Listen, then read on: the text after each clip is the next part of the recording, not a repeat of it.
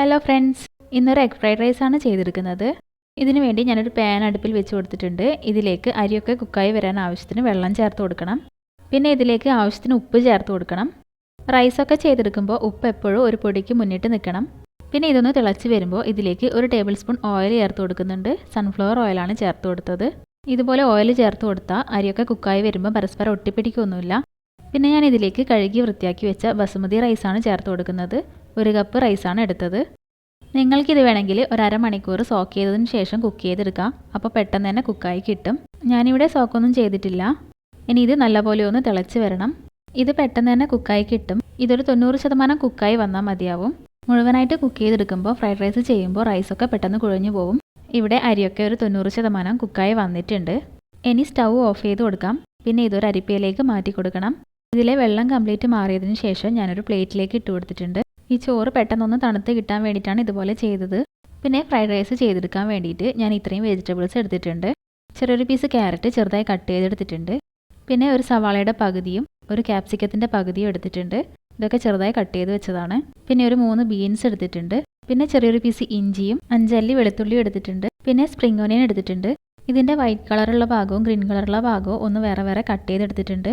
പിന്നെ ഒരു പാൻ അടുപ്പിൽ വെച്ച് ഇതിലേക്ക് ഒരു ടേബിൾ സ്പൂൺ ഓയിൽ ഒഴിച്ച് കൊടുത്തിട്ടുണ്ട്. പിന്നെ 3 മുട്ടയൊന്ന് ചേർത്ത് കൊടുക്കുന്നുണ്ട്.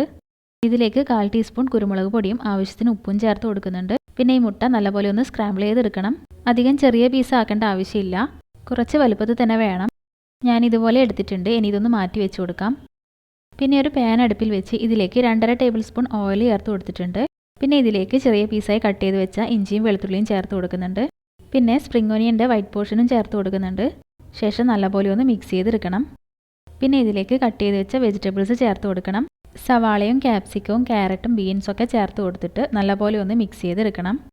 ഇത് നല്ലപോലെ ഒന്ന് സോഫ്റ്റായി വരുന്നത് വരെ മിക്സ് ചെയ്ത് കൊടുക്കണം. ഇതിലേക്ക് ആവശ്യത്തിന് ഉപ്പും ചേർത്തിട്ട് നല്ലപോലെ വഴറ്റിയെടുക്കാം.